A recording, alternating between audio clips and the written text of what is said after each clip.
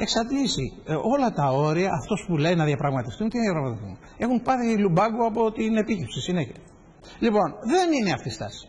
Εμείς από τη δική μας πλευρά θεωρούμε ότι δεν είναι να πουλήσεις περισσότερη αγριάδα. Όχι. Να ρίξεις το τραπέζι και να δείξεις ότι έχεις, να το πω, στάση και θέση που μπορείς να αμφισβητήσεις την πληρωμή του χρέους. Παραδείγματος χάρη.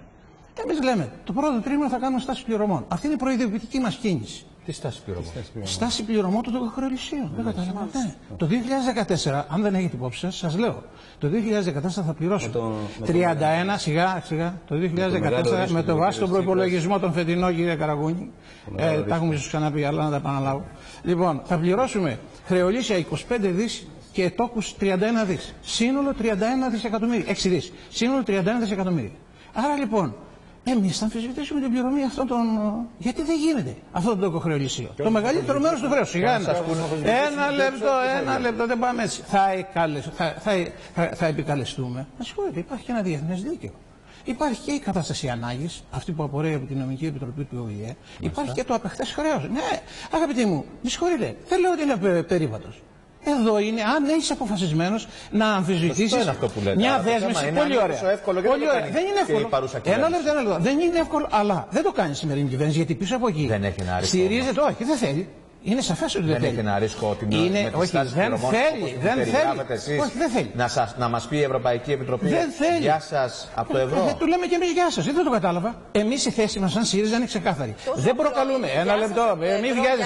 Μην βιάζεστε. Ακούστε με, γιατί βλέπω περισσεύει μια αγωνία. Ακούστε τι καθαρή θέση του ΣΥΡΙΖΑ.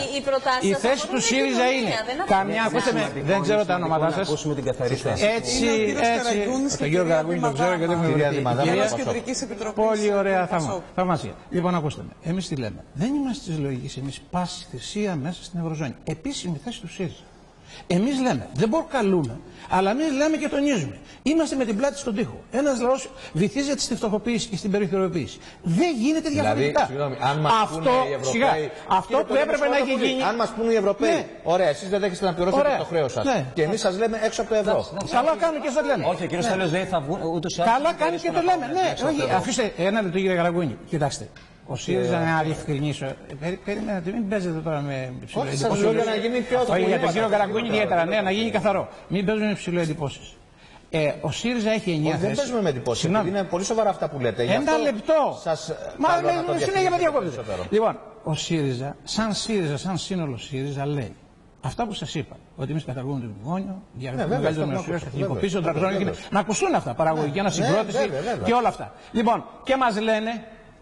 Η θέση του ΣΥΡΙΖΑ είναι εμείς δεν θα υποχωρήσουμε απέναντι σε εκβιασμούς. Άρα για μας είναι ανοιχτό το θέμα της παραμονής στην Ευρωζώνη. Εκ των πραγμάτων. Δεν το προκαλούμε, δεν το επιζητούμε, αλλά προκειμένου για να σας πω κάτι. Συγγνώμη να σας πω κάτι. Εάν κάποιος εδώ είναι πάση θυσία στην Ευρωζώνη, είναι δικαίωμά του να το πει. Εγώ δεν συμφωνώ. Ένα. Δεύτερον, αν κάποιος θέλει να πει. Αν κάποιος θέλει να πει. Ναι, θα μιλήσετε.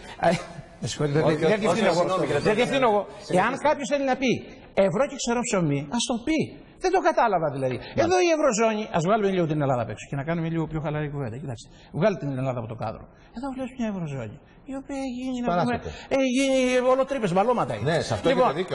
Αλλά τι έχουμε δίκιο. Θα τραβήξω εγώ το ζόρι, θα τραβήξω εγώ το σταυρό της Ευρωζώνης για ένα κατασκεύασμα που κάνανε και είναι σε βάρος των λαών και των εργαζόμενων. Λέω όχι.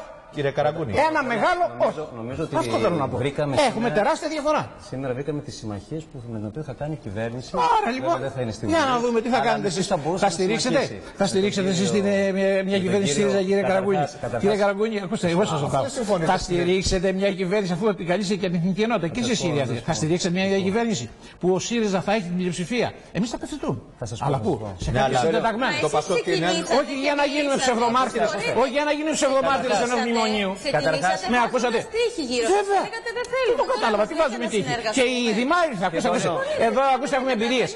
Και η Δημάρ, μια σεμνοτυφής, μια σεμνή αριστερή δύναμη, Έτσι, με συμπάθετε. Λέω πολύ του γνωρίζω από το παλιά. Ναι, είχαν έρθει μαζί σα. Και στο τέλο, σαν μωρέ Παρθένε, σηκώθηκαν και φύγανε. Γιατί όλα αυτά που είπατε. Συγγνώμη, δεν λέει αυτό. Δεν έχει σημασία. Όχι, είναι μια εμπειρία. Γιατί ακόμα περισσότερο συμφωνήσανε, δεν τηρήσανε τίποτα. Κατεβαίνει υποψήφιος ο κύριος Τσίπρας, που είναι νέος άνθρωπος στην Ευρώπη και μιλάτε για Ευρώπη για Ελλάδα εκτός Ευρώπης κτλ. Μα και απαξιωτικά για Ευρώπη, η οποία είναι μεγαλύτερη. Μα δεν έχετε πάρει χαμπάρι για τι πράγμα μιλάμε. Η Ευρωζώνη. Ακούστε τώρα, μάμα. Δεν το κατάλαβα. Κάνετε λάθος. Αν είσαι στο 2003 ή το 2002, όταν ήταν στην κουραζιέρα. Αν είμαστε το 2003 που είμαστε στην κουραζιέρα του ευρώ. Τότε αν έλεγε κάποιος αυτά που λέω εγώ τώρα και εγώ τα έλεγα, θα μου λέγατε είσαι τρελός. Εντάξει, και εγώ γι' αυτό δεν τα έλεγα, ούτε τα πίστευα τότε. Αυτά που λέω τώρα. Όμως έκτιξε πράγμα.